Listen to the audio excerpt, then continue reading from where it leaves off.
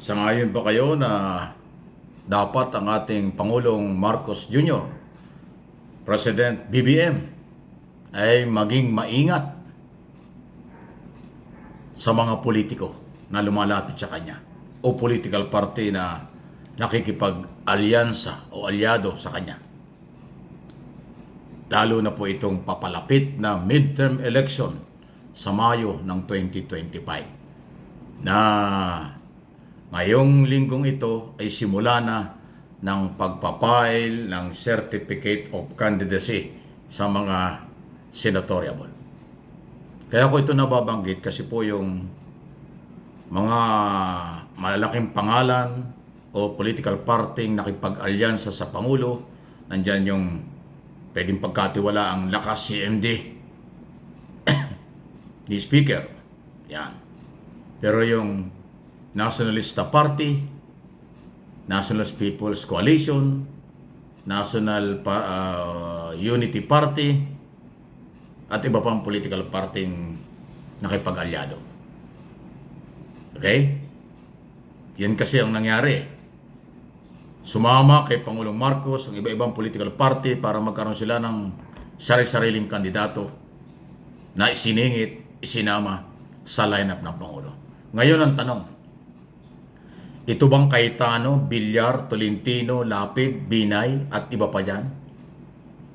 Kayo ba naniniwalang mula ngayon hanggang sa huling panunungkulan ni Pangulong Marcos sa 2028 ay sasama yung mga yan?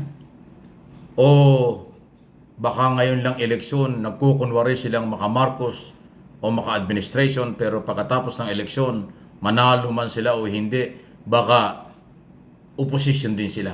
Baka maka-Duterte rin sila o iba rin ang kanilang galaw. Kasi po alam nyo sa eleksyon, sa tagal na nating nakatutok sa political issue, dito sa Pilipinas, gamitan lang eh. Kung sino ang gustong makinabang at may pakinabang, sumasama sa administrasyon. Dahil nga po, iba ang mayroon pong malaking advantage ang political party ng administration at kandidato ng administration dahil sa makinarya. Excuse me po. Yun eh. Pero yung loyalty, kaya tinatanong ko kayo, mapapanghawakan ba? Sagot ko dyan, hindi ako sigurado. Hindi. Dahil kilala natin ang mga Cayetano, Villar, Tolentino, Lapid, malamang si Binay gano'n din, malapit yan sa mga Duterte.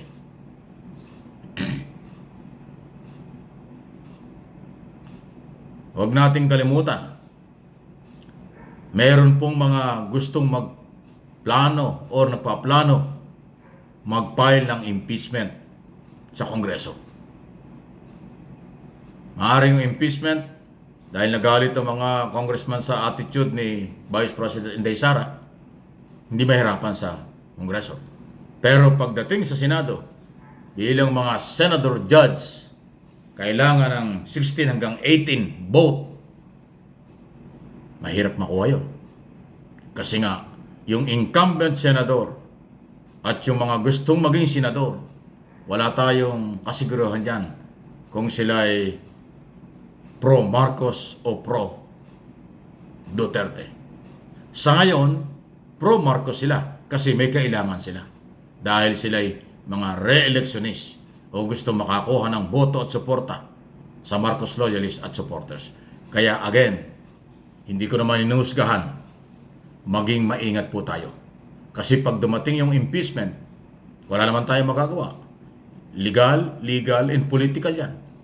Pag may nag-file sa Kongreso at na-approve sa Kongreso, pupunta ng Senado.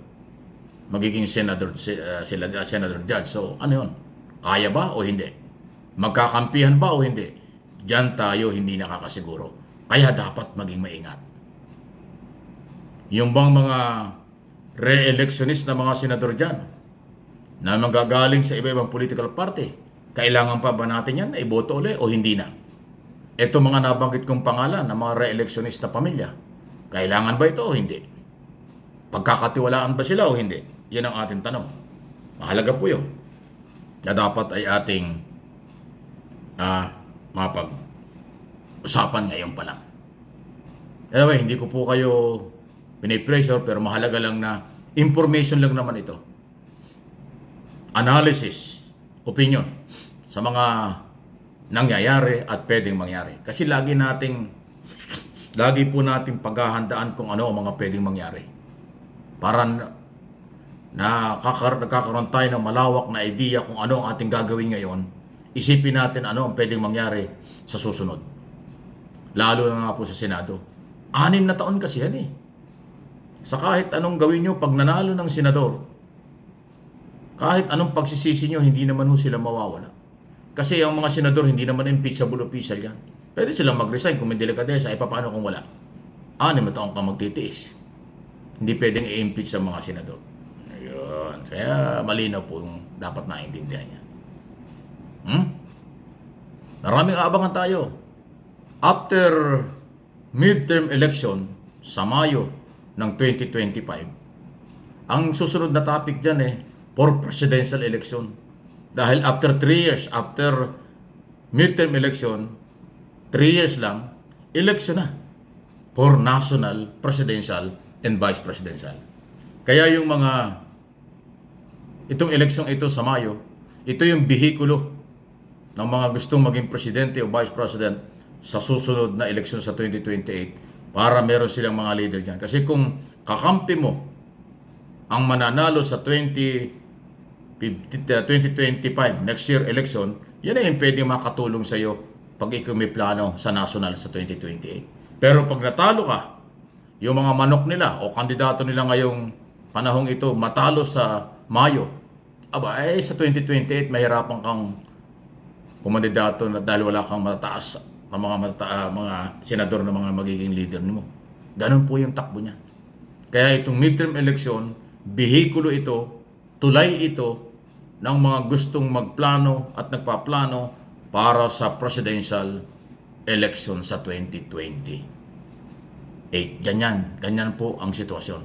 Kaya yung ngayon at pwedeng mangyari sa susunod, dapat inaaral natin. Kaya ako naman, hanggang paalaala at sana nakakatulong ako sa pagbibigay po ng ganitong mga impormasyon na inyong kapupulutan ng aral. So, ulitin ko lang. Yung bang Cayetano, mga Villar, Tolentino, Lapid, Binay at iba pa na ngayon nakadikit kay Pangulong Marcos, ating bang pagkakatiwalaan ito? Karapat dapat ba silang bigyan ng pagkakataon uli at sila ba'y maninindigan para sa mga programa, policy at galaw ng ating Pangulong Marcos? O after election, wala na naman sila. Hiwa-hiwalay na naman. O after election, magkakanya-kanya dahil nakinabang na sila. Kakampi before and during election. After election, naglalaglaga na. Sawa na tayo sa ganon. Kaya, maging maingat. Please like, subscribe, and follow.